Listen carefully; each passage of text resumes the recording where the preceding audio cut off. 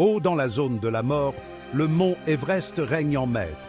Colosse de pierre et de glace, il transperce les cieux d'un souffle glacial. Everest, le nom seul évoque un sentiment d'admiration, une peur primale, un désir insatiable pour l'inatteignable. C'est un lieu d'une beauté austère et d'un danger inimaginable. Le sommet de l'Everest est un chant de sirènes attirant les alpinistes des quatre coins du globe. Ils viennent y chercher la gloire, l'aventure, une chance de se mesurer au plus puissant des adversaires. Mais l'Everest ne fait aucun quartier. C'est un dieu jaloux, exigeant un respect absolu et faisant payer un lourd tribut à ceux qui osent gravir ses pentes. Les légendes abondent dans l'air raréfié de l'Himalaya. On raconte des histoires de yétis, ces créatures insaisissables des neiges, gardiens des hauteurs de la montagne. Des monastères s'accrochent précairement aux pentes, leurs drapeaux de prière flottant au vent comme des murmures d'un autre monde. L'air vibre d'une énergie ancienne, le sentiment de quelque chose d'immense et d'inconnu. Les premiers explorateurs, captivés par l'attrait de l'Everest, ont osé s'aventurer dans son domaine glacé. Leurs expéditions, semées d'embûches et de dangers, ont ouvert la voie aux alpinistes qui allaient les suivre. Ces pionniers ont bravé des terrains périlleux et des conditions météorologiques imprévisibles, mus par une soif inextinguible de découverte. Si vous aimez ces récits fascinants, n'oubliez pas de vous abonner et d'activer la cloche pour ne rien manquer de nos prochaines aventures. Les premières tentatives d'ascension de l'Everest ont été marquées à la fois par le triomphe et la tragédie, des histoires de courage et de sacrifice. Les alpinistes ont gravi les flancs de la montagne, mettant à l'épreuve leurs compétences et leur endurance face aux éléments impitoyables, luttant contre le vent glacial et les tempêtes de neige. Chaque pas en avant était une victoire, un témoignage de la résilience humaine et de l'esprit d'exploration indomptable, une preuve de la détermination à surmonter les obstacles. En 1924, une expédition britannique menée par George Mallory s'est lancée à la conquête de l'Everest, espérant atteindre le sommet inexploré.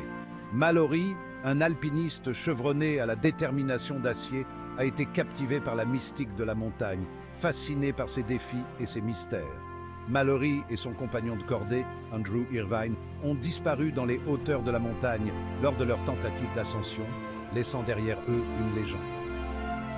Leur sort est resté un mystère pendant des décennies, alimentant les spéculations et inspirant d'innombrables expéditions pour découvrir la vérité, une quête qui continue encore aujourd'hui. Le mystère entourant la disparition de Mallory et Irvine est devenu partie intégrante de la légende de l'Everest. Leur histoire, un récit de courage, d'ambition et de sacrifice ultime, a profondément résonné auprès des alpinistes et des aventuriers du monde entier. En 1999, une expédition a découvert le corps de Mallory sur la face nord de l'Everest, figé dans le temps. Cette découverte a provoqué une onde de choc dans la communauté des alpinistes, relançant le débat sur la question de savoir si Mallory et Irvine avaient atteint le sommet. Cependant, le corps d'Irvine ainsi que l'appareil photo qui pourrait fournir une preuve irréfutable reste introuvable. L'énigme de Mallory continue de captiver et d'intriguer, témoignant du pouvoir d'attraction durable de la mystique de l'Everest. Escalader l'Everest n'est pas simplement un défi physique, c'est une épreuve d'endurance extrême, une bataille incessante contre les éléments et les limites du corps humain. L'air se raréfie à chaque pas vers le sommet, privant les poumons d'oxygène et poussant les alpinistes au bord de l'épuisement.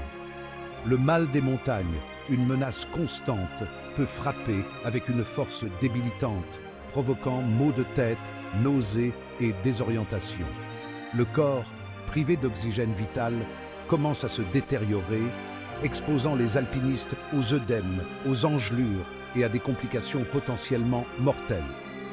Les alpinistes doivent faire face à ces agressions incessantes sur leur corps, tout en négociant des terrains dangereux et en luttant contre la fatigue. Plus on monte, plus la marge d'erreur se réduit.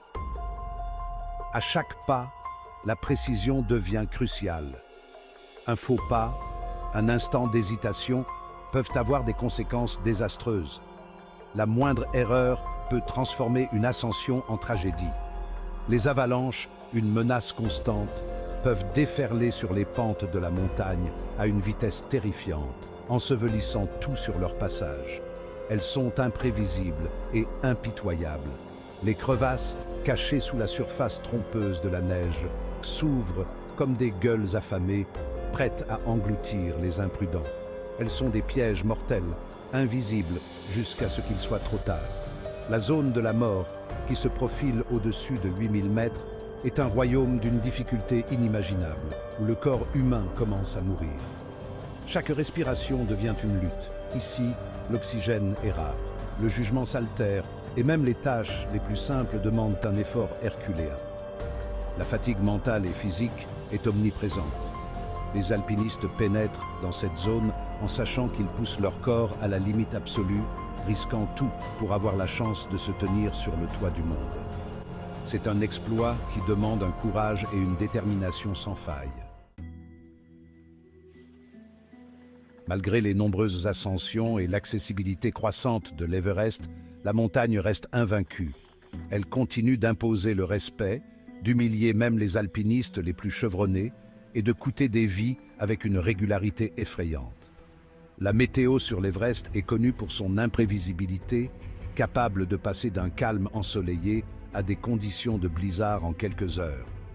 Ces changements soudains peuvent piéger les alpinistes en altitude, coupant leur voie de sortie et les rendant vulnérables à la fureur des éléments.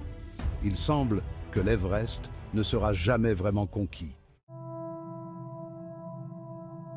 Pour de nombreux alpinistes, le voyage vers le sommet de l'Everest est bien plus qu'un simple défi physique. C'est une épreuve qui teste non seulement leur endurance, mais aussi leur esprit et leur âme. C'est une quête spirituelle, un pèlerinage vers un lieu d'une beauté et d'une puissance profonde. Chaque pas vers le sommet est une méditation, une réflexion sur la vie et ses mystères. La montagne, avec sa présence imposante et son aura de mystère, évoque un sentiment d'admiration et d'émerveillement qui transcende le monde matériel. Elle nous rappelle notre petitesse face à la grandeur de la nature. Le peuple Sherpa, qui vit dans l'ombre de l'Everest depuis des siècles, comprend ce lien sacré. Leur culture est profondément enracinée dans le respect de la montagne. Ils croient que la montagne est une divinité, une source d'énergie vitale, et l'abordent avec révérence et respect. Les rituels qu'ils pratiquent sont des témoignages de leur dévotion. En fin de compte, l'Everest est bien plus qu'une simple montagne. C'est un monument de la nature, un défi ultime pour l'humanité. C'est un symbole de l'aspiration humaine, un rappel que nous sommes capables de réaliser des choses extraordinaires lorsque nous repoussons nos limites perçues. Chaque sommet atteint est une victoire sur soi-même.